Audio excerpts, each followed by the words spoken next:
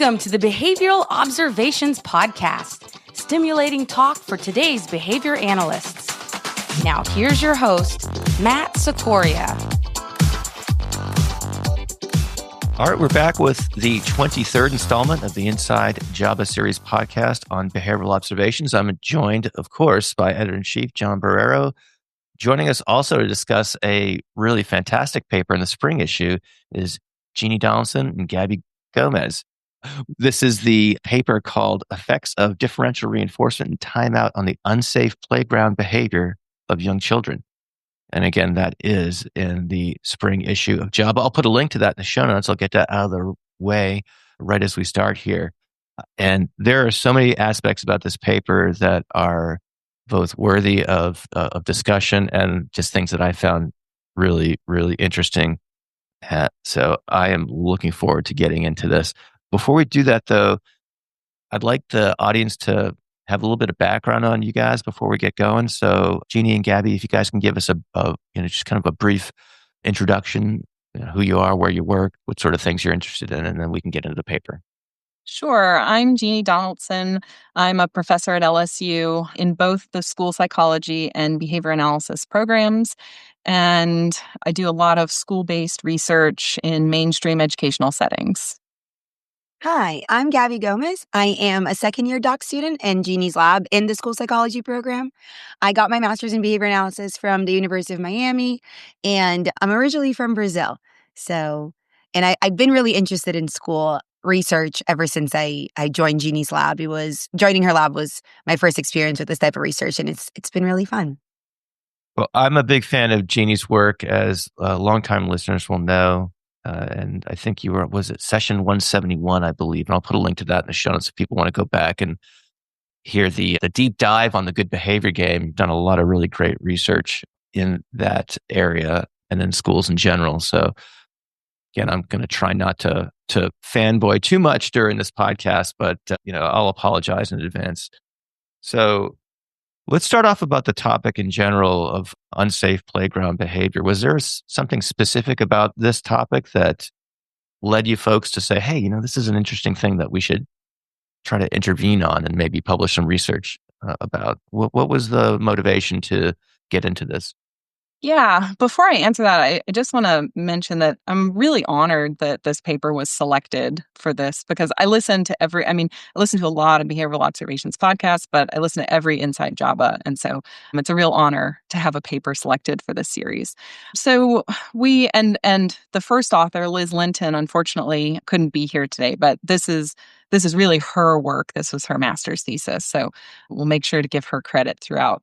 But we got interested in the topic, I think, for a few reasons. One is that we spend a lot of time in schools. And unfortunately, our local schools here in Baton Rouge, the students in elementary school, starting in kindergarten, have one 20-minute recess period.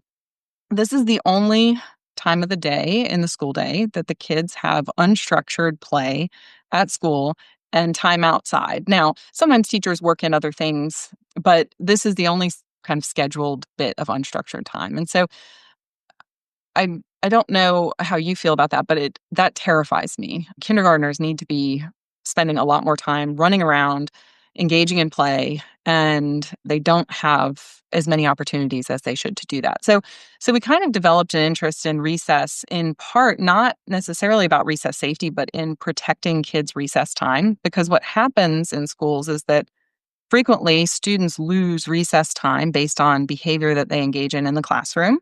Or if they have missed class or are behind on academic work, that might be a time when teachers pull kids to work or finish their work. And also, for behavior that they engage in at recess, they might end up for engaging in a bit of unsafe behavior at recess, which might be unsafe, might be something that we would consider timeout-worthy behavior. They might lose the rest of their recess for that.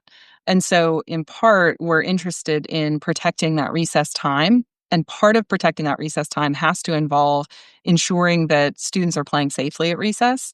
And if people haven't spent a lot of time on an elementary or preschool playground, it's total chaos. You've got lots of kids, relatively few adults, some equipment, and frequently a smaller space than would be desired. And like I said, this is like there is a huge EO for running and doing all these things because they have very little of this time. So monitoring and supervising recess is a big stress for teachers and is important in promoting safe play and protecting that free play time that students have.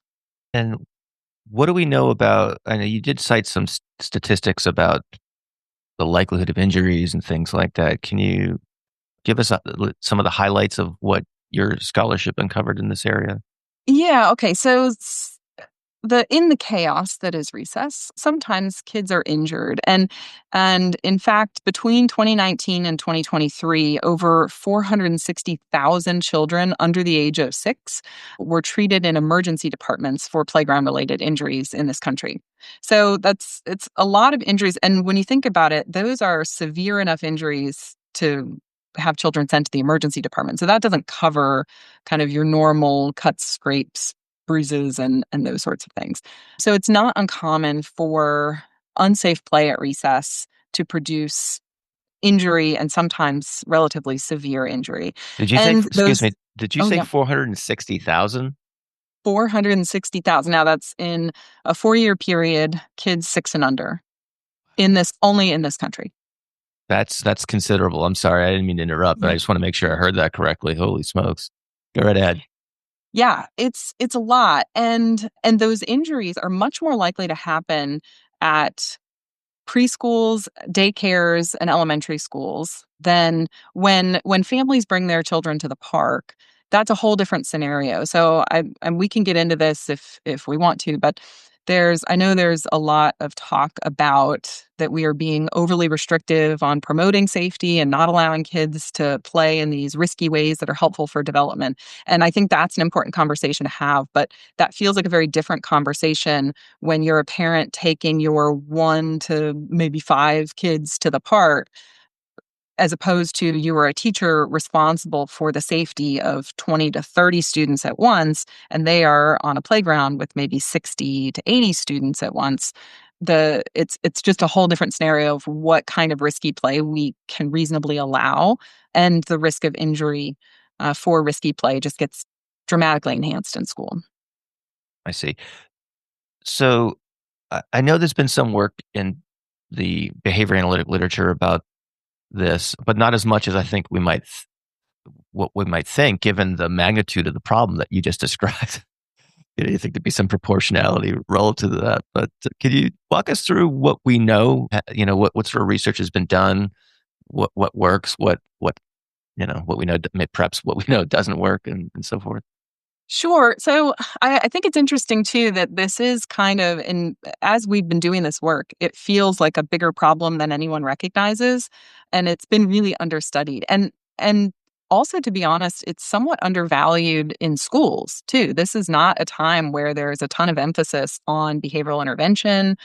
And so I think it's important that people take this up. So what we know about playground safety, most of the playground safety work has been done not in behavior analysis, but in kind of engineering design of playgrounds. So uh, the playgrounds that we grew up playing on, most of that equipment is no longer present in school playgrounds. You don't see the seesaws and the merry-go-rounds because those are high risk of producing serious equipment. Boo! Yeah. Yeah, and so things that we feel we have some nostalgia about, kids no longer get to experience at school. So there's a bit more in that literature, but in terms of kind of behavioral safety, there's a lot less. There are a couple of studies. There was a study by Heck et al. In 2001 published in JABA looking at it was a 5-day safety training. So they did a bit of teaching of the students about safe play in the classroom, and then they arranged some reinforcers at the class-wide level for reducing overall rates of particular equipment misuse. And their effects were all right. There was a decrease in equipment misuse, although then when they do the follow-up and they're no longer maintaining those contingencies, we see behavior kind of return to closer to baseline levels. And then there's some other work not published in JABA, but published in a Pediatric Psychology Journal in 2006 by Schwiebel et al. And they looked at changing teacher behavior, so essentially promoting enhanced supervision at recess. Now, they didn't measure child behavior, but the assumption is that if we improve where teachers are, so they reduced teachers talking to each other at recess and looked at their proximity to students, and then they also had teachers delivering stamps to students basically on a DRO type schedule. So if students were playing safely and they essentially caught them playing safely, then they'd deliver a hand stamp. And this worked well to change teacher behavior. We don't know its effect on student behavior. But one concern I have about a procedure like that is I think it's really important that kids have opportunities to play with their peers in this way that doesn't have adult interference. And so I'll talk about this a little later when we're talking about, we use a punishment procedure. But I find when I'm trying to think about using reinforcement-based procedures at recess, I end up having concerns about the intrusiveness of teachers delivering reinforcers mid-appropriate play. So if kids are playing appropriately with their peers, I want that to continue uninterrupted. And when we send teachers in to deliver a stamp or some sort of artificial, there are so many reinforcers at recess. And when we start to bring artificial reinforcers at recess and interrupt that kind of play, I have some concerns about doing that. That's a really interesting point, and it kind of reminds me of the discussion we had about the good behavior game. I don't know if you recall this, but the kind of like looking, because I've had a million people when I talk about the good behavior game. So, well, they're reluctant to assign points based off of misbehavior in the classroom, and they've asked me, well, why doesn't the teacher just provide points when the students are engaged in appropriate behavior? And I think that's your point there is equally valid, but perhaps more so in the playground context. That's really a point that I hadn't considered previously. Yeah, I find the same, and now we're getting a little off topic, but with the Caught Being Good game version, when we've implemented that, it feels really awkward to interrupt the class when things are going well and the teacher is like mid-teaching, as opposed to when disruptive behavior occurs, the lesson's already interrupted. So then delivering the feedback in that moment feels far less disruptive to the learning context than when we interrupt when everything's going smoothly. There are data, that works well too. I just don't prefer it. And students, as we know from the study we published, Jensen Chato's study in 2024 in JABA, the students like the feedback. So they will choose to receive that feedback over no feedback pretty consistently. Okay, I'm going to take the elastic band and snap it on my wrist for getting us off track. And, John's got it. Yeah. If you don't mind, I'd like to jump in there. Something Jeannie said really early on in that response that I think is really notable and important is the ways in which this particular topic is important to other disciplines outside behavior analysis. So the observation that work is being published in other journals like pediatrics, and that this involves efforts by engineers. I realize that this you may not be collaborating with engineers because once they've built the safe playground, everything is okay. And then the kind of behavior side can kick in. But it just strikes me as a problem or a challenge that so many people will be interested in. It really represents that kind of under the dome behavior analytic research. And that coupled with your expertise in the good behavior game just speaks to the fact that you're addressing challenges that a number of people will be concerned about and the solutions for which a number of people will be really grateful for and benefit from. That's a really good point, John. Thank you for mentioning that. So are there other things in terms of the existing literature in this area that you want to touch on, or do you want to get into if so, let's talk about that. If not, let's transition to the work that you guys have done here. Yeah, I'll just briefly mention that in my past work in studying timeout procedures, a fair amount of those applications were done at recess in schools. And so we have a fair amount of data demonstrating that when we're targeting individual students who have been identified as engaging in higher levels of unsafe behavior than their peers, then timeout at recess tends to work really well. I see. All right. So in broad strokes, with this paper, What were you guys trying to accomplish? What was the question or set of questions that you were trying to answer? Okay, so I hope you'll allow me a little bit of an aside because I think this is maybe eventually, because it's an Inside JABA, I want to talk about the review process a little bit. So I mentioned I'd done prior timeout research. And so honestly, this study is a little bit of, I don't want to say pettiness, but a little bit of a response to some old reviews I got about a decade ago or over a decade ago. So I think, as John was saying, this work that we do tends to be kind of this under the dome. It tends to be a little different than the work that many behavior analysts do. And so I think sometimes reviewers who are working in different areas then don't always appreciate the context. And so I had reviews on, I think, every one of my earlier timeout studies that suggested that there were ethical concerns with implementing timeout in the absence of a functional analysis and in the absence of exhausting reinforcement-based procedures first. And I see you laughing, Matt, because you work in schools, and I Yeah. know you have spoken about this as well. And so it on the one hand, here's the thing, I guess what I wanted to say about reviews in general. In the review process, 100% of the time that I have submitted a paper and received reviews, my paper has been drastically improved as a result of the review process. So peer review is tremendously important. It's tremendously valuable. It makes my work better, and it makes me design better studies.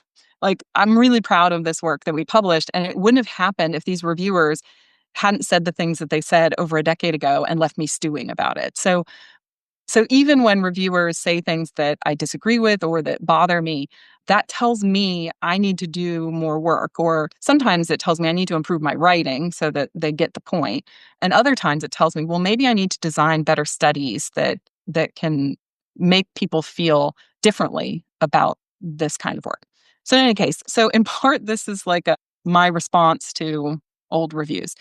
Because what I wanted to do was remind people that a bit about the context. So, yes, we're using a punishment-based procedure, but what's the baseline context at recess? Well, it tends to be, and the baseline context in most school situations, unfortunately, is inconsistent aversive contingencies.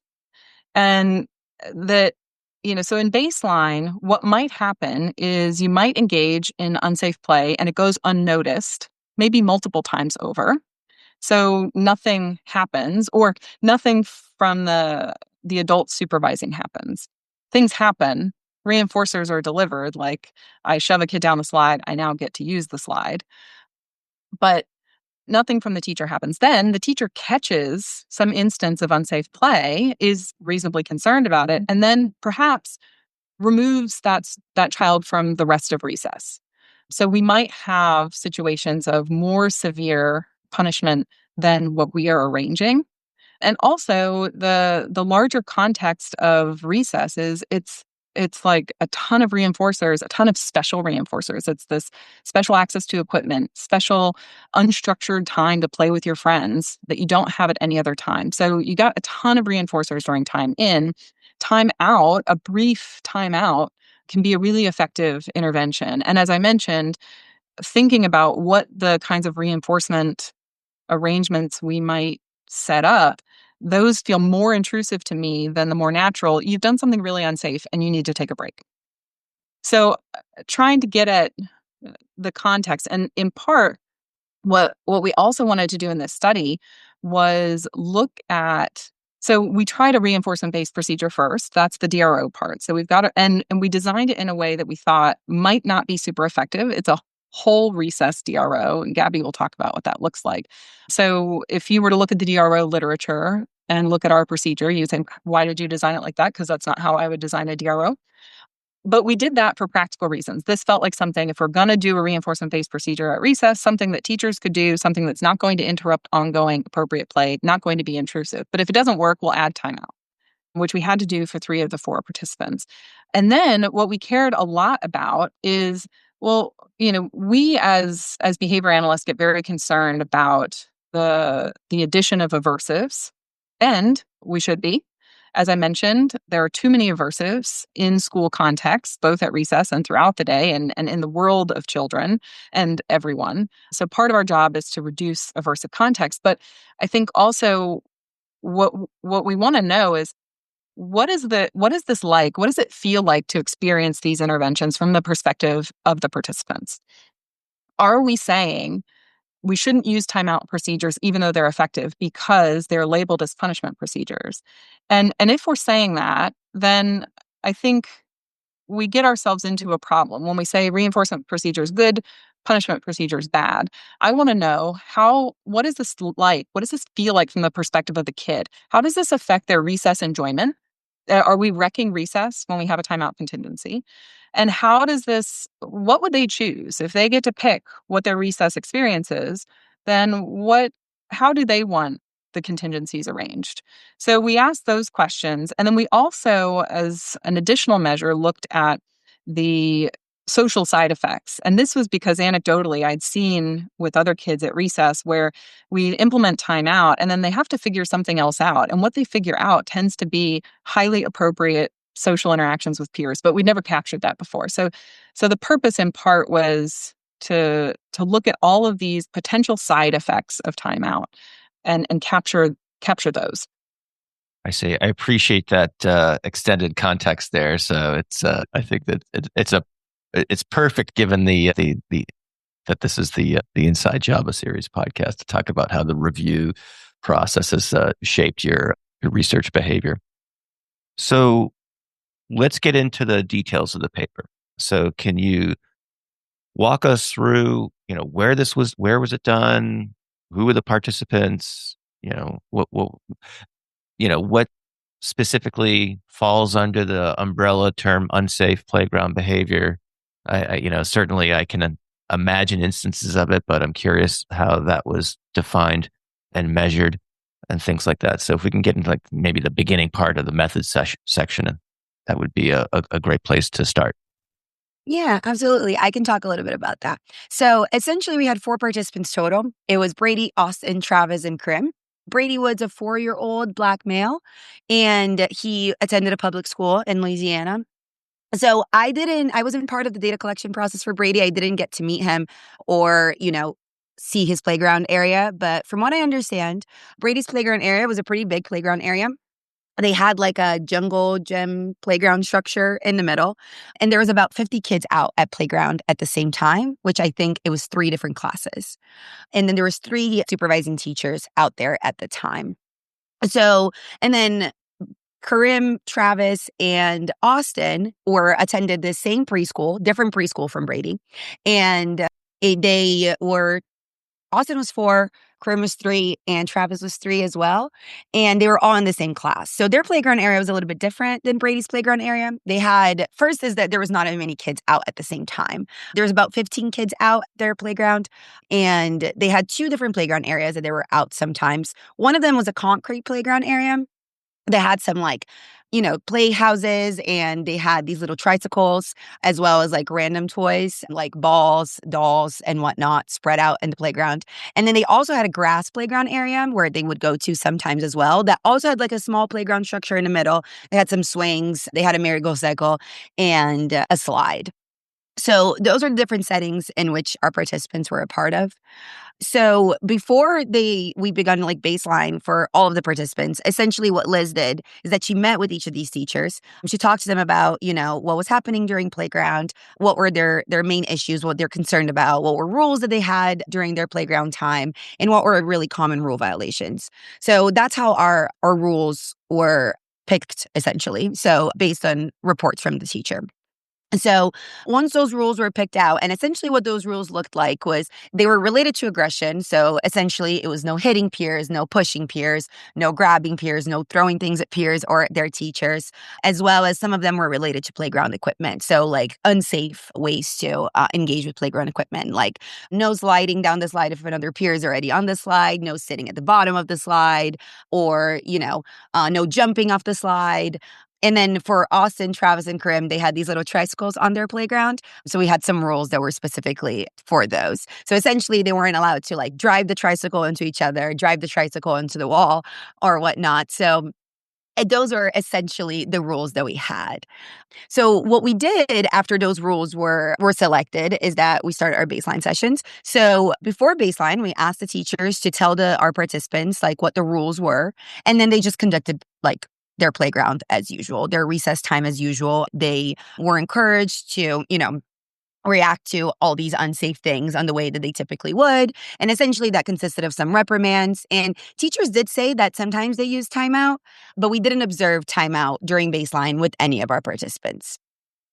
So when it comes to our DRO sessions, the way that they were conducted, before the session started, similarly to baseline, teacher went up to the participants, told them the rules, and also described the contingencies. And then they also asked some clarifying questions to make sure the participants were understanding what was going on. So essentially, they asked what will happen if you follow all the rules and what will happen if you break a rule. So once that was clarified and they were talked to the students, they were free to go to recess. And then during recess, if they broke a rule at the end of the recess, they wouldn't win a prize. But if no rule was broken, meaning they didn't engage in any type of unsafe behavior, they got a prize at the end of the session. And what happened during DRO plus timeout sessions, it was similar to DRO, in which at the beginning of the session, teachers read the rules, described the contingencies, and asked those clarifying questions that we talked about. And the contingencies on the DRO plus timeout included that if they engage in any type of unsafe behavior, they would go to timeout. So important to, I think, also clarify that Brady never experienced a DRO plus timeout condition. It was only Austin, Travis, and Krim. So, and also the DRO conditions were implemented by the teacher, but the DRO plus timeout condition was implemented by the experimenter. What happened is that Austin, Travis, and Krim's teacher resigned, and the new teacher in which they got assigned to didn't want to participate in the study and implement an intervention. So essentially, the experimenter described the contingencies to the participant, read out the rules, and told them if you engage in any type of unsafe behavior, you not only won't win the prize at the end of the session, but you also will have to go to timeout. So the way the timeout looked like was that we had two sand timers, a sand timer that was 1 minute and then a sand timer that was 3 minutes. And if a participant engaged in unsafe behavior, we'd go up to them and ask them to go to timeout with us. If the participant didn't engage in any type of challenging behavior upon the request of timeout, they would only sit for 1 minute, as well if they didn't engage in challenging behavior during timeout. And then if they did engage in challenging behavior when we asked them to go to timeout or during timeout, then they would sit for 3 minutes. None of our participants ever had to sit for 3 minutes. They very, very sweet kids. Gabby, can I comment on that? I want to say absolutely. that one of the things that I've done pretty repeatedly on this series is to highlight what I think are procedural gems. And I just want to highlight that one. So it's so cool. If you go to timeout without any objection, you have a shorter experience in timeout. But if there's objection, then there's a relatively longer experience in timeout. So it's great that you never had to use the more extended duration, but just procedurally, I think that's a really nice touch because you have less experience in the timeout conditions if you just go without much objection, and then you can get right back to the play after 1 minute's duration. So I just thought that was super cool. Yeah, absolutely. I totally agree. And then essentially our last phase was our choice phase. So during our choice phase, the conditions baseline DRO and DRO plus timeout were implemented in the same way that I just explained. But the difference was that at the beginning, the participants were able to choose what they wanted to experience that day. So we had different laminated pieces of paper. So we had a white piece of paper that was blank, had nothing on it, and that piece of paper indicated baseline. And then we had a piece of paper that had a backpack on it, which essentially that indicated that they were going to experience a DRO condition. The reason why there was a backpack was because the prizes were always inside this one specific backpack.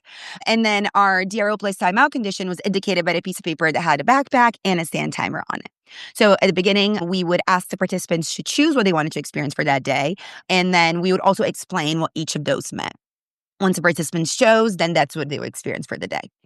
So yeah, that's essentially how our procedures. Oh, and I think it's also another piece that's important to mention is that at the end of each session, including baseline sessions, we asked the participants to tell us how they felt about recess. So essentially we had a piece of paper that had a smiley face, a green smiley face, a neutral yellow face, and then a sad red face. And then under those, it said, I liked it a lot, it was okay, or I didn't like it at all.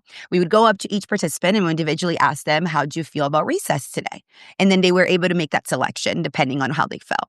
Once once they made the selection, let's say they picked the green face, we would say, oh, you picked the green face. That means you really enjoyed recess. Is that right? We would just confirm that was their answer. And then we would move on. So, yeah. That was a very, very clear description of the overall procedure. So I appreciate that.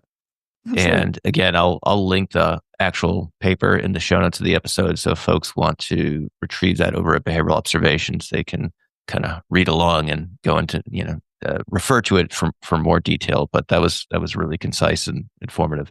One thing that struck me, and I want to get to the results, of course, but I've just got a couple of questions prior to that. And one of them is that you guys took IOA and procedural fidelity data, and those measures were, just from my perspective, and again, I don't do this type of research or any type of research for that matter, and so I don't know if this is on or off base or whatever, but I'm trying to put myself in the mind of, being on a playground with an iPad or a clipboard or some sort of means of data collection, and you're collecting information on all sorts of things, and to have both IOA and procedural fidelity so high, given this chaotic setting of a preschool recess. How did you manage to do that? That's a good question, and I agree. Our IOA was really great, which is awesome. But I think that there's like a couple of reasons why that was possible. So the first thing is that I think it's important to highlight that in our lab we have this history of collecting data during group contingencies. So we are used to be collecting data on 20 plus students at the time and trying our best to make sure we're observing everything that's happening in a classroom. So because during this study, we had fewer participants, like Brady, we were only watching Brady. And then Austin, Travis, and Karim was just the three of them. So that was relatively a little bit easier for us, I think. So I think that's part of it. Also, I think that the behaviors that we were collecting data on were very salient. So it usually involved some sort of aggression. It was very clear that what they were engaging on was unsafe. So, they were like jumping out of like a really elevated surface, or they were, hitting each other, or they were fighting, or with the tricycles, what happened really often is that they would run the tricycles into each other, run the tricycles into the wall. So those were things that was very salient to the observer. So I think that was also a reason why it made it easier for our IOA to be high. And another thing that I think also mattered was we collect data on tablets, and they're handheld, and we can essentially walk around the playground as much as we feel like we have to in order for us to accurately capture what's going on. So I think a combination of all those three things really, really helped us when it came to having good IOA.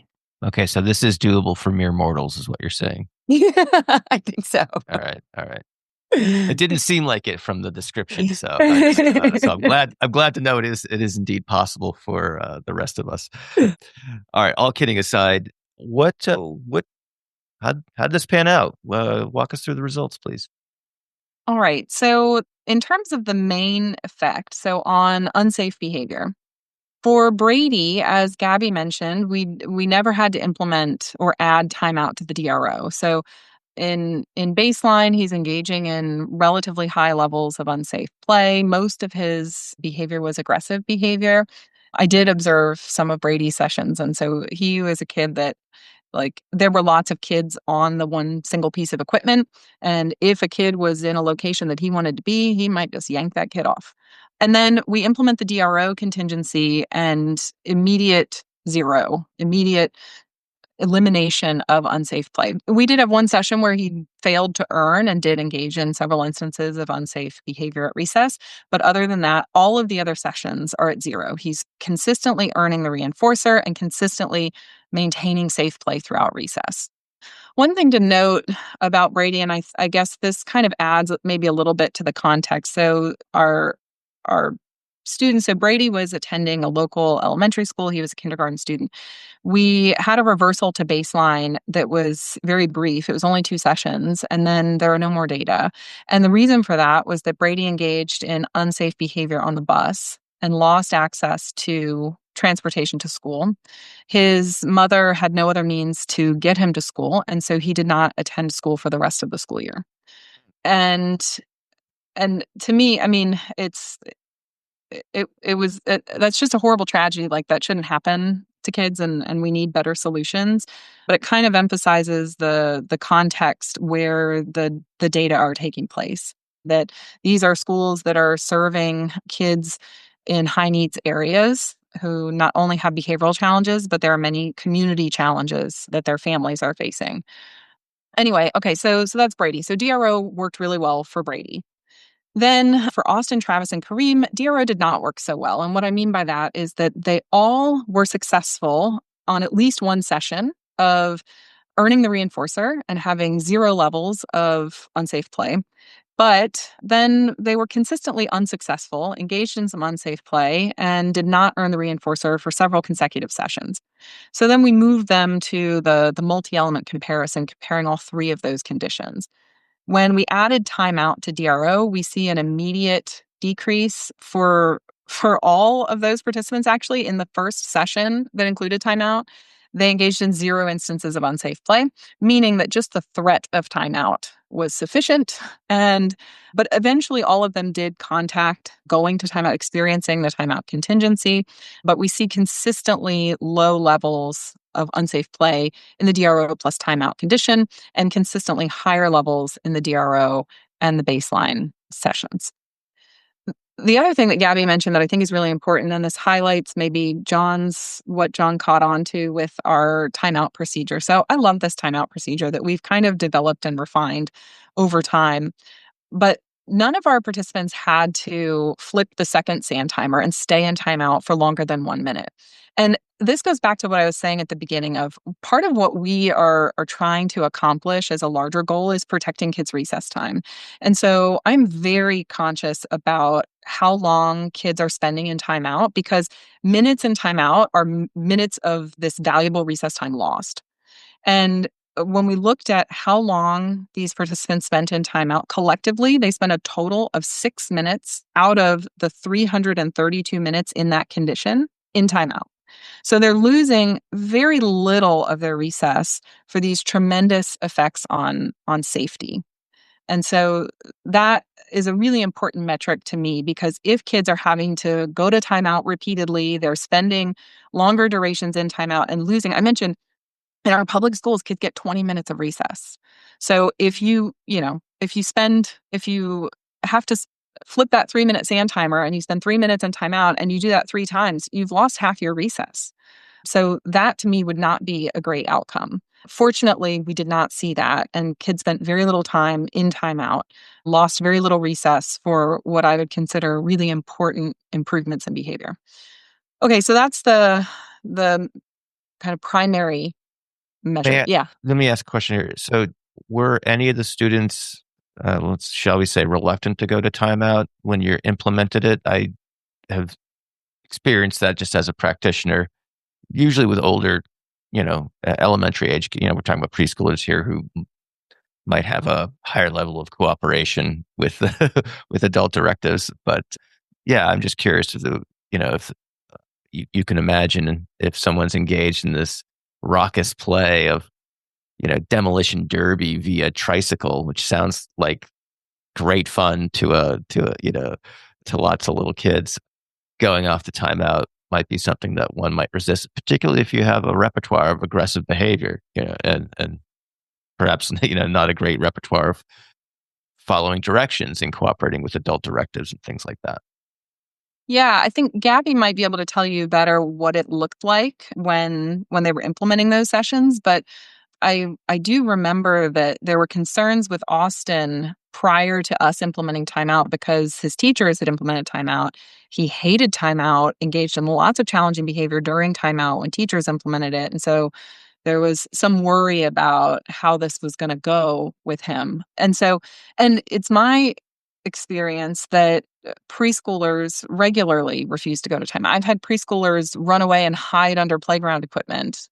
And so, but this is consistent with, is it the 2013, Donaldson et al., 2013, I think we published a paper looking at, it was a 1 or 4 minute timeout contingency, and it was only related to compliance with the timeout instruction. So as long as you go independently, because that was, to me, a bigger challenge than managing challenging behavior during timeout, was like, don't run away from me, just get them to go. And so we had similar effects. And so we just extended that to not only do you have to go independently, but you also then have to sit there reasonably, not run away and escape. So there's some other data indicating that kind of backup contingency of facing a longer duration timeout is potentially really helpful at improving compliance with timeout instruction or getting kids to cooperate with going to timeout. Yeah, for the most part, they didn't give us any trouble for going to timeout. Sometimes what would happen is that they would get upset, like some kids would cry. That did happen, which was heartbreaking to watch, but that didn't count against them. So that was usually that type of emotional responding is what we would observe, but no true challenging behavior when it comes to like hitting or running away. So if Austin had a history of reacting poorly to previous attempts at timeout, I won't hold you guys to this. I'm just asking you to speculate. And one of the things I'm thinking about was that, was it due to perhaps, just kind of like a inconsistent application or, a timeout that was too long that made the aversive nature of it, very influential on the resistance repertoire?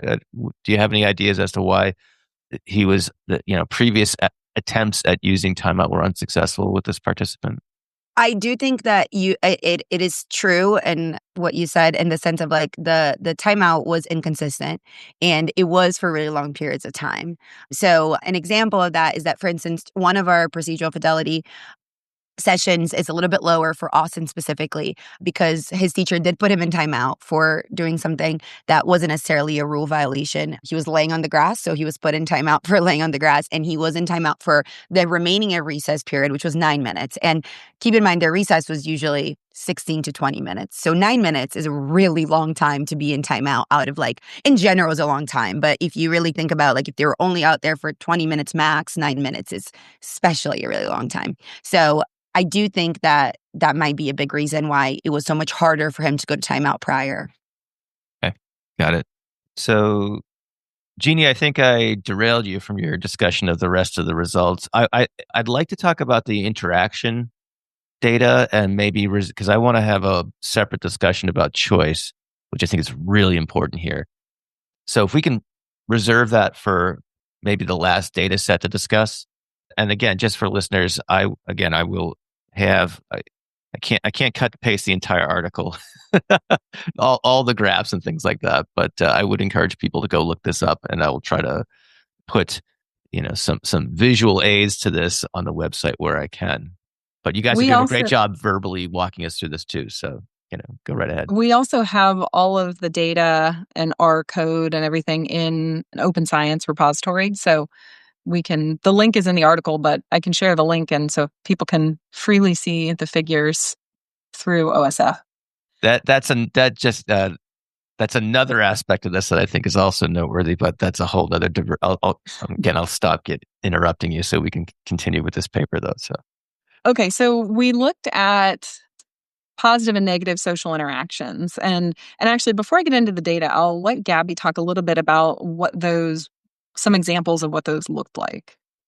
Yeah, so the positive and negative interactions that we usually observed, let's talk about positive first. So the positive interactions that we observed were essentially like, very cute things that kids do, like inviting other kids to play, allowing kids to like join a cooperative play that they were already playing with. It was in Austin, Travis and Scrim's playground. They played traffic often, which was really cute because they had the tricycle. So someone would be like the traffic person and he would have to like stop or go. And it was sometimes they would either invite other kids that were on the tricycles in a different area to come play with them, or even just allow the kids to come play with them. So that was a type of positive interaction that we observed a lot. And another thing that I saw kids doing is it's asking for a turn. So let's say like a kid is on a tricycle and another kid wants that tricycle. Instead of just like pushing or standing in front of the tricycle or, engaging in some type of aggressive behavior, they would ask, can I have a turn when you're done? That was also something that we observed that was very sweet and it was great to see. Our negative social interactions more looked like the opposite of that. Essentially, like, screaming at peers when peers would try to join the play, like not allowing peers to play with them, teasing peers or, instead of asking for a turn, if they wanted something, they would yank it from their peers, or, stand in front of the tricycle, or standing in front of the swing if they wanted to swing. I saw that a lot as well. So that's essentially what we mostly observed when it came to our positive and negative interactions that we recorded. Yeah, so then in terms of the effects on those, the condition so for Brady, who only experienced the DRO, negative interactions also drastically decreased. Although I should mention that, so his negative social interactions were primarily aggressive behavior, which were also his targeted unsafe play. So that would get double scored. So the contingency, that's not really a side effect. It's a direct effect for him. For the others, though, where it wasn't necessarily double scored and most of their negative social interactions were not counted as unsafe behavior, we saw during the condition that included timeout fairly consistent low levels, or most of the time, no negative social interactions during those sessions, and sometimes a few instances. And during baseline and the DRO sessions, we saw sometimes low levels, but more consistent negative interactions during those conditions. So overall, the condition that included timeout, or the condition that was most effective for all participants, reduced negative social interactions or eliminated them for some participants.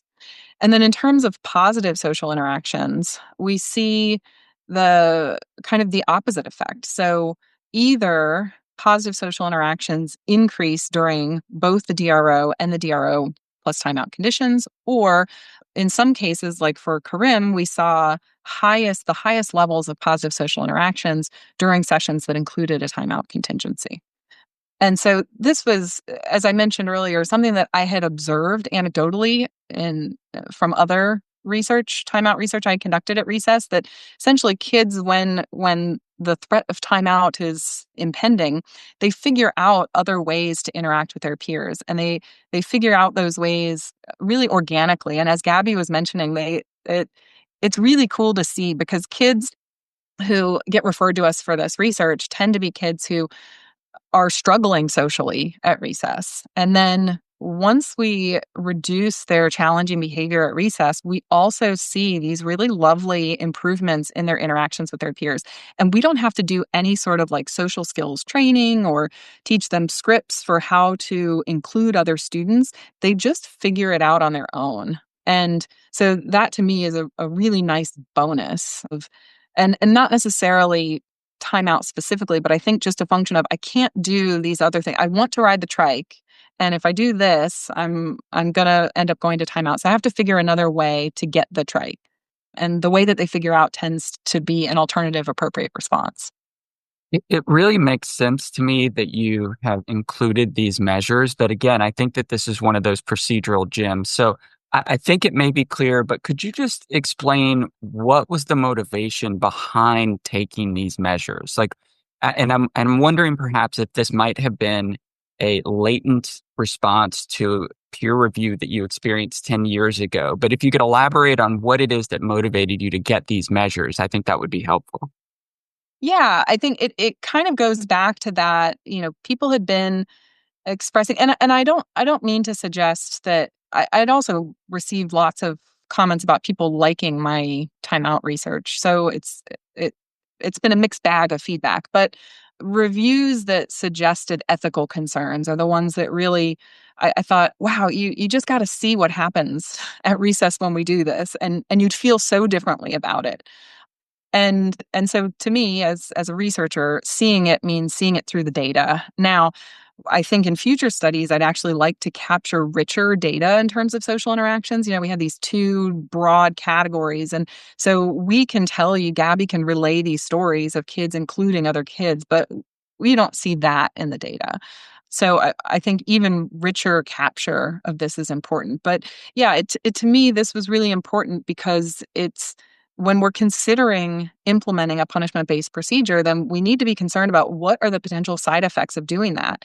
And what I had observed anecdotally had been some really lovely side effects of they don't I think there's reasonable concern about generalized response suppression. So perhaps you've reduced their unsafe play, but now they're just moping around at recess. Like they leave time out and they just sit there and don't do anything, which again, we want kids at recess to be running around with their friends, playing, engaging in social behavior and physical activity.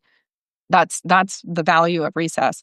So if timeout produces a kid who is just moping around like I can't do anything, that would be a problem. And so what I'd seen in the past though was never that. It was kids run right back to play and they figure something else out.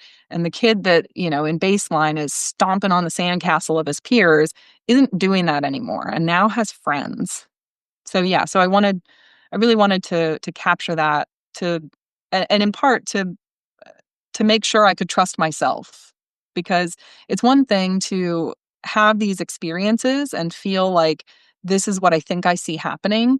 And it's another to capture it in the data. I'm so much more convinced now that we have some data, and I'll be even more convinced when we have more data and if other people replicate it. So if other people think this sounds like fun research to do, please, please, please, I'm happy to help support getting this going somewhere else, because replication is essential. I want to be confident that this is a real thing, that kids actually improve their social interactions as a function of improving their play at recess. Both great points. So I want to talk about the choice aspect of this. As I said earlier, I think it's really cool, and it's been a feature of some of your previous work as well. The one that comes to mind is Peltier and et al. In 2023, where students get to choose between different ways in which, whether or not to play the good behavior game. If so, what variation of scorekeeper did they want? And I'll put a link to that in the notes if people want to check that out. It's a really fun paper if you're into classroom stuff. But so talk to me about the importance of choice in your research in general, and then how it manifested itself in this particular paper. Yeah, before we get to choice, can we talk about the recess enjoyment data? Yes. I'm sorry. I don't want to lose those. So I think Yeah. the choice data are more important and warrant longer discussion, but All right. I don't want to lose out of it, because this to me was also a really fun thing that we added. This is the first time we've ever done this, but as Gabby mentioned, after every single session, we would just ask kids like, how much fun did you have at recess, basically on this 3-point smiley scale. And in part, we should take these data with a grain of salt. Like recess might have been super fun because my best friend is there, and may have been awful because my best friend was absent that day, and may have nothing to do with our contingencies. And these are, preschooler and kindergarten self-report data. So whatever. But to me, it also was important to know if when we add timeout, are we wrecking recess? Again, like, is the threat of timeout making it so I can't have a good time? You think I'm having a good time, but I'm not. And the short answer to that is we did not wreck recess. Recess enjoyment ratings were consistently high, or they were more variable in baseline actually, and consistently high during sessions with timeout. So we didn't wreck recess by adding timeout, at least from a self-reported recess enjoyment perspective. Jeannie, was it difficult to land on this procedure? Did you have others? I mean, the procedure is very cool. So you're indicating by way of 3 smiley faces your perception of recess. Was it easy to land on this? Was it a lot of discussion? What contributed to that choice? Oh man, I wish Liz was here. She would have a better answer to this, because I don't even remember. I think it was just we had discussions about we wanted some sort of data that would speak to this. And then it was like, well, what's feasible to do at the end of recess, and what might a preschooler be able to accurately respond to? So smileys and a single selection. We've refined the procedure a little bit, or Liz has refined the procedure in her dissertation work, also related to recess, but where it's group contingency. So she's getting these data from everybody. But we can talk about that at the end when we talk about future directions for this work. But yeah, so I honestly can't remember exactly how we came up with this, but feasibility was essential, and we just wanted some sort of data to speak to this. Because it's also, I mean, we interview kids all the time for social validity stuff too. And I mean, just from a practical perspective, we have a very good time doing that, because young children say tremendously wonderful things. Sometimes hilarious things that don't make any sense. Sometimes insightful things about, oh, I hadn't even considered that perspective. But for this, we really wanted those data every single session. And we don't have time to do individual interviews. And so this seemed efficient. Yeah, it reminds me of this tactic that I think is generally described as ecological momentary assessment. So you just have this opportunity at the end of the recess opportunity to say, how'd you feel about it? And it really, in clinical psychology and other domains, it mirrors the same procedures that you're using for the preschoolers. So I just thought it was a really nice way to assess whether or not the children still enjoyed their recess experience. Yeah, that's a good point. I should probably, I hadn't thought that was the influence, but I work relatively closely with some of my clinical psych colleagues, and some of them use that. And I love that as like, this capturing data, even though it's self-report data, it's, typically via smartphone app, and it's just, how are you feeling right now? And I think that that's such an improvement over the fill out a survey one time and ask, over the last 2 weeks, have you, so there probably has been some influence of my clinical psych colleagues in the development of this assessment. John, was that did you say that was an ecological momentary assessment? Do I have that right? Right. Okay. EMA, yeah. And it's used as Jeannie pointed out, in clinical psychology quite frequently. And it's just kind of a real quick check-in. And I just think it's so cool that those procedures were applicable in the context of this study. Most definitely. All right. So let's talk about choice making here. So I'll try to re-cue the question. But anyway, so you've included choice in a lot of the work that you've done already. And so I'll ask the question at two levels. Why do you feel that this is an important thing to explore in general, and then related to this particular paper? Yeah, I think there are a few reasons why I think this is important, and maybe the first is that the process of having students choose what they experience is not just informative for us at a research level, which I think it is tremendously, and I'll talk about that next, but it gives kids a real ownership over what they experience. And I think of the term shared governance is appropriate for this. So having students included in making decisions about the contingencies governing their behavior I think there are potentially many benefits to doing that. And so we kind of try to work in opportunities for shared governance whenever possible, because students throughout the school day get kind of shuffled around. They mostly don't get to pick what they do and what they experience, and they certainly don't usually get to pick what the contingencies governing their behavior are. So aside from just the learning about their preferences, I think having them choose is a valuable experience for the students. Then the other is that we get really important information from this, and information that we can't get otherwise. So when we ask students what they like or which condition is their favorite, sometimes that answer is different than the condition that they select. So we saw this I'll mention Jen Cinchato's study again, and I'll send that one to you. It was a good behavior game study looking at different forms of feedback, asking the students. And so before we had them choose, she had them complete brief interviews. And a bunch of students said that they liked the condition with no feedback the best. And they said that it was because they thought it was funny when the other team lost and they didn't know they were going to lose. These were fifth graders, and fifth graders are that's on brand. So yeah, brutal. If you spend time in fifth grade classrooms, it's like, oh yes, that's very consistent with fifth graders. But when it came to picking, then very few students ever picked that condition. Like, well, actually, what I want the feedback. It's not funny for me to lose. So we get different answers when we ask versus when we have them select. And I think sometimes it's not the case that they're lying to us, or it's a different bit of behavior. What was your favorite condition that you experienced, that kind of historical perspective, is a different response than what do I want to happen next. So I think that's important.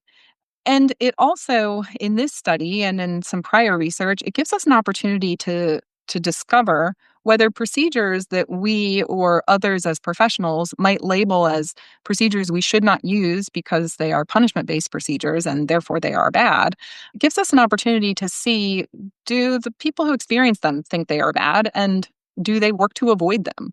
When they have the opportunity to select a different option, do they do that? Do they say, no, thank you, I don't want the punishment-based procedure? Or, as we found in this study and in other studies, sometimes they pick the procedure that includes punishment. So then we have to rethink, what are we applying our own values of what sounds nice? Or do we care about the values of what our participants or clients are feeling and experiencing? Yeah, there's a term called, I think it's called a luxury belief.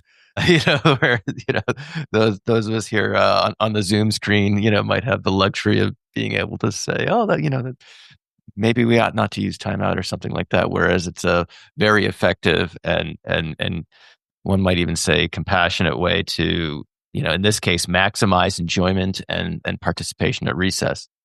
So I was going to ask you if someone was concerned about the use of timeout, what would you tell them? And I think you pretty much just answered that question. I don't know if there are other thoughts on that you'd like to add. Yeah, well, I have lots of thoughts on that, and I have other thoughts on the choice data. Where do you want me to go? Let's stay with the choice, and then Okay. we'll return to that. Yeah. So what we found was that all of the participants selected the DRO plus timeout condition on at least one opportunity. None of them ever selected baseline. Baseline is non-preferred. Then 2 participants, Austin and Karim, selected the DRO plus timeout more often than they selected any other condition. Travis selected the DRO condition more often. And for those of you who are looking at the graphs, to go back and look at the graphs, an interesting thing happened with Travis in that when he selected the DRO condition during the choice phase, he was consistently earning the reinforcer. And that was not true of prior DRO sessions. So, the other participants were selecting DRO plus timeout more consistently and also fairly consistently earning the reinforcer. Travis switched to selecting DRO, but was consistently successful at earning the reinforcer. So I think that's important. I think the likelihood of selecting a particular condition is likely tied to reinforcement opportunities. So I don't think. So in this case, we might say Austin and Kareem showed a preference for the condition that included a punishment contingency. But I want to be really clear that we don't have any data from this or prior studies indicating that anyone has a preference for punishment alone.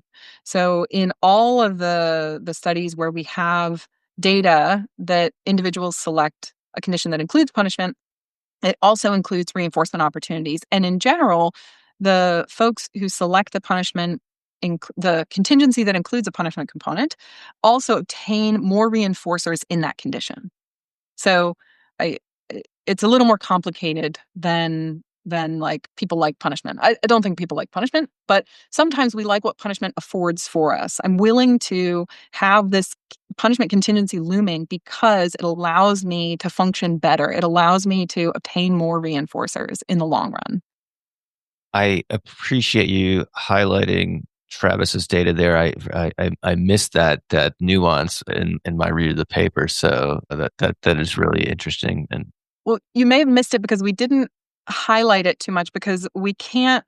It's really tempting to say that choice did something there, right? That, well, the opportunity to make a choice may have made then the DRO contingency more effective, but we can't say that. We can't conclude that because we don't have an experimental design manipulating DRO no choice, DRO with, choosing DRO no choice. So we didn't want to make too much of that and make people think that choice is doing something special that maybe it is, but we can't. That's for a future study. Okay, that's very, very cautious of you. That's nice. All right, so let's talk about people being reluctant to use timeout under these circumstances, and I think you guys have made a lot of great points already in this regard in terms of maybe allaying some concerns or fears people might have. But if there are other thoughts on this that you'd like to add before we move on to future directions in this line of research, I want to give you the opportunity. Yeah. So I guess I first want to say maybe I've spent too much time allaying concerns about the use of timeout or other aversives. I think people have good reason to be very concerned about adding aversive contingencies to other people's lives. And I think that people should be concerned about timeout use. I've seen timeout misused more often in schools. As Gabby mentioned, we had one of our participants was sent to timeout for lying down in the grass and lost half his recess for it. Like, that's ridiculous. We should be concerned about that.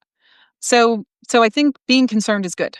And I think I don't want people to not be concerned when we're considering using punishment procedures. I mean, I think we should also have some level of equal concern with any arrangement, right? So reinforcement is not without its side effects or problems too. So in any case, don't take away from this. Jeannie says use punishment all the time for everything. Right. I think be concerned, be thoughtful, but when timeout is really a great intervention, tends to be times like recess or free play at home, or times where time in is super enriched. You've got access to a bunch of toys, you've got access to your friends, no one is asking you to do anything. So this is a context where we need you to be learning the skills of playing appropriately with decent amount of freedom. And part of learning that is creating some boundaries around what is and is not appropriate free play. And I think timeout creates that really nice kind of clear, very clear. It's so clear for the kids that, that if I do X, Y, or Z, then I sit out and I lose access to all this fun stuff. And so under those circumstances, then it works really well and we don't have to use it often. So again, when we have an effective punisher, then contact with the punisher should be very rare. And so if you find yourself, if that kid keeps going back to timeout over and over, we're doing something wrong. These kids spent a total of 6 minutes in a span of 332 minutes in timeout. This is, it doesn't take much when you've designed it in a context where it makes sense. And those are contexts in which, again, I don't think we need to do a functional analysis. It's where our framework is a little different. We're thinking about, we have this really enriched play. We want kids to learn to play appropriately. And part of that is creating boundaries around what is and is not acceptable during play. I would say, it's not without analysis, even though you didn't do a functional analysis. The preference assessments, there are all sorts of things in there that are, that seem individualized. And I guess I have kind of a follow-up question relative to that, because of that, I don't know if this is something that you've put thought to or not, but what I'm reading this paper, I'm taking in the procedures and things like that. And I'm trying to put my school consultant hat on and think, okay, let's say tomorrow I've asked to do a training on playground behavior with, 30 paraprofessionals. And, are there general practices that we can, abstract from your work here under circumstances where maybe the fidelity and some of those individual components that we just, spend time oohing and ahhing about, are degraded, so I'm just curious how something like this might scale, as it were, as it relates to doing staff training and creating kind of like a school-based playground procedure, that may not allow for all the components of this intervention. Yeah. In part, I love that question, and in part, I hate it because I know I'm totally putting you on the spot here. I think you're not going to love my answer. And so this in part, my answer is based more on the Liz's dissertation data, which hopefully we'll submit to JABA sometime this summer, but where we applied group contingencies at recess. Because the reality is these kids were referred to us, but they're not alone in playing unsafely at recess.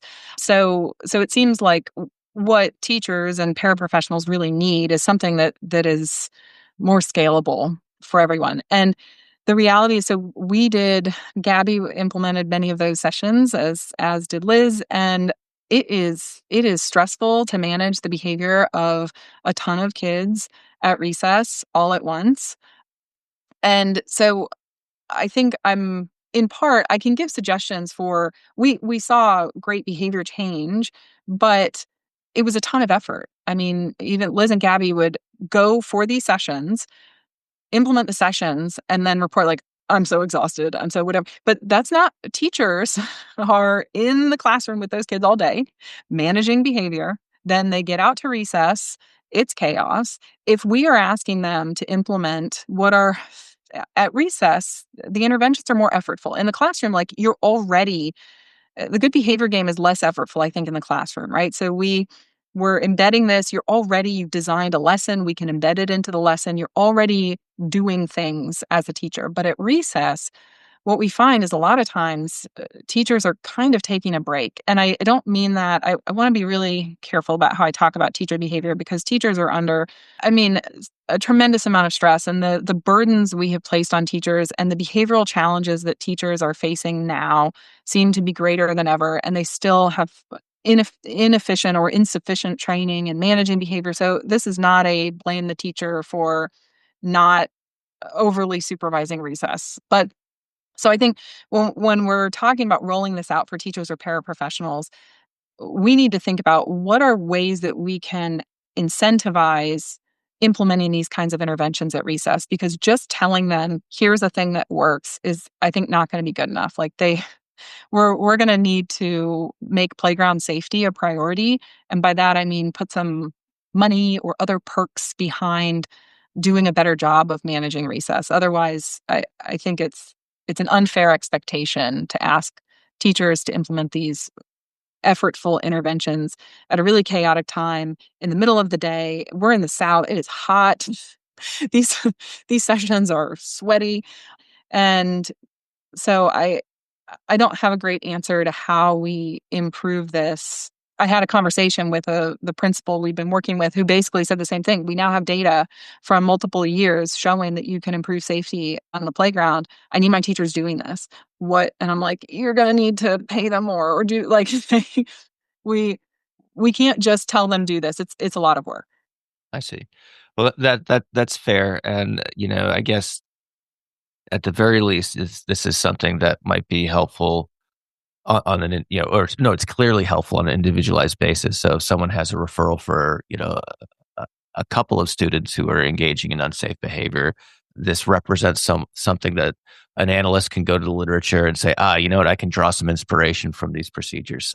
But yeah, that scaling question, that could apply with so many different things that we do as behavior analysts, for sure. So again, not an easy question. So I'll again. I feel like I answered saying these have no actual applicability. And I don't think that's true either. I think that, and maybe this is a place where, like, school psychologists or behavior analysts working in schools could really be a support for this kind of thing. So it's in recognizing that this is high effort at a time when teachers are not typically engaging in high effort activity, and in part because they're engaging in high effort activity on before and after, and how much can we expect them to do? So bringing in other staff in the school who might be able to do these things. We know how to change recess behavior. We know how to make, both at the individual level, if you have students who are engaging in particularly high rates and of concern. And we, like I said, forthcoming, we also have some great data on a couple of group contingencies that can really help at the whole grade level out at recess. But the practicality of teachers are going to need some help with this. So I think this is a great spot where behavior analysts could do a lot of good and prevent injuries. I mean, I mentioned this conversation with the principal, and he's basically like, they have to do this because it's a liability. I'm filling out incident reports. In baseline, he's like, when are you starting intervention? Because I fear recess every day, because how many incident reports are going to come across my desk? And so it is important, and administrators see it as important, but I think this is where behavior analysts in schools could really provide some help and support and make a big difference.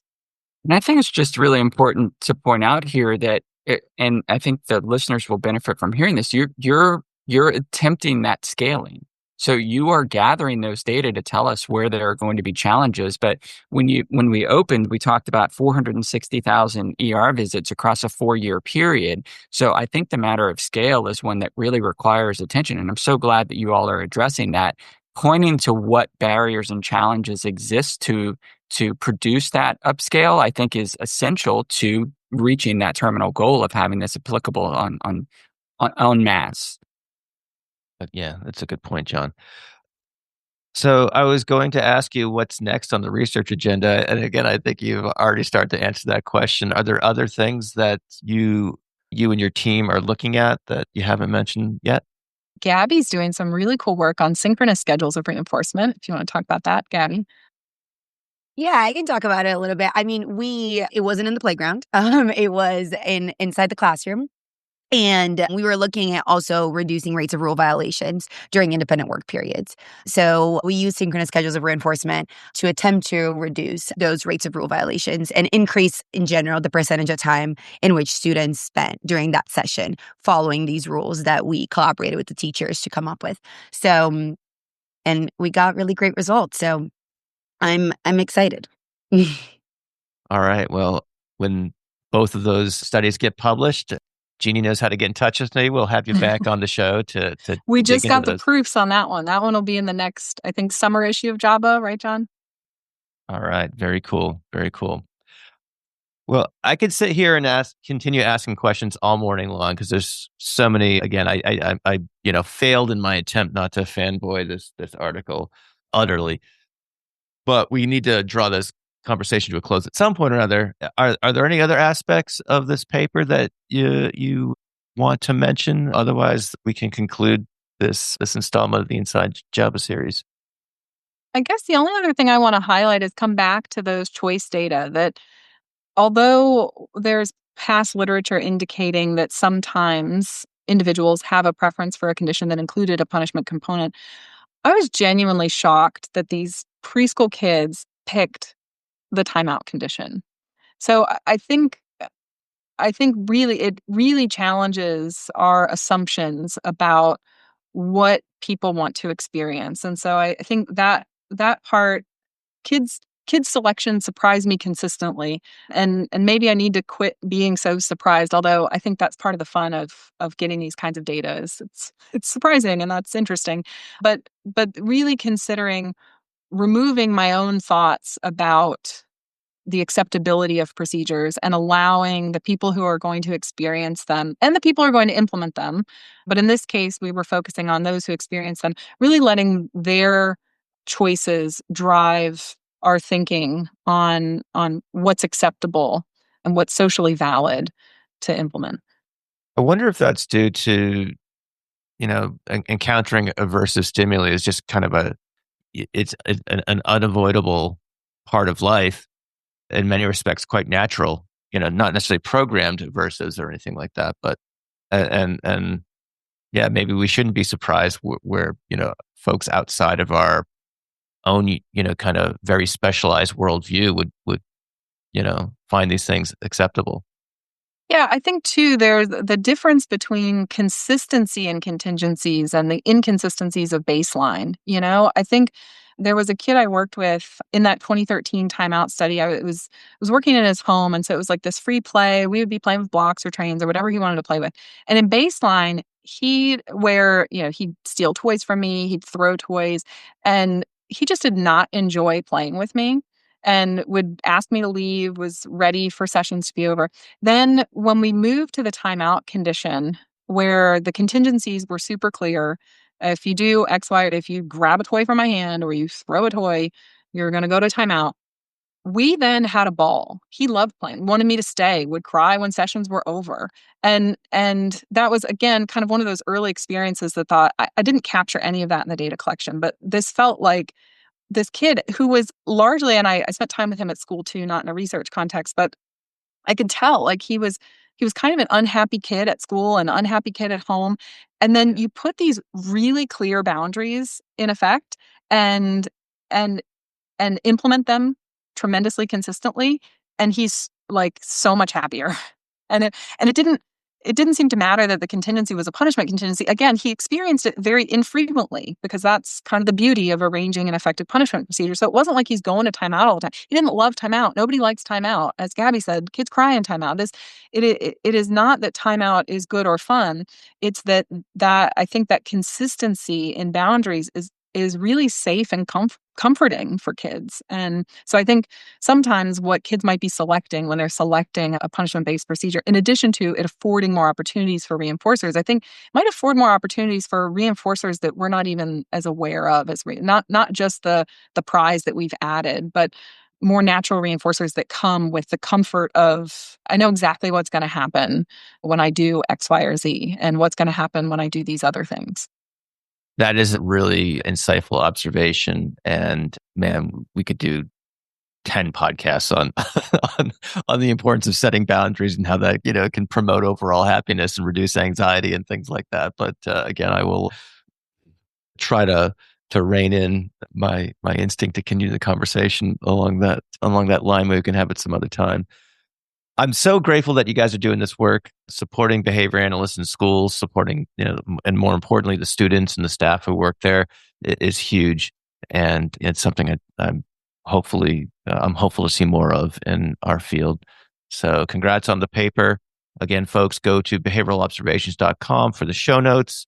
We'll have, as many links as we can run down there. I'll have an image of at least figure 1, maybe another one or two. And then, of course, we'll have the link to the actual data that Jeannie has generously provided. So thanks so much for joining me, folks. I really appreciate it. Thanks for having us. This was awesome. Love chatting about our exciting work. Yeah, really honored. It is. Thank you for listening to the Behavioral Observations podcast with Matt Sikoria. You can find Matt's notes on this episode at www.behavioralobservations.com. We also invite you to stay connected with us on Facebook at facebook.com/behavioral observations and on Twitter at Behavior Podcast.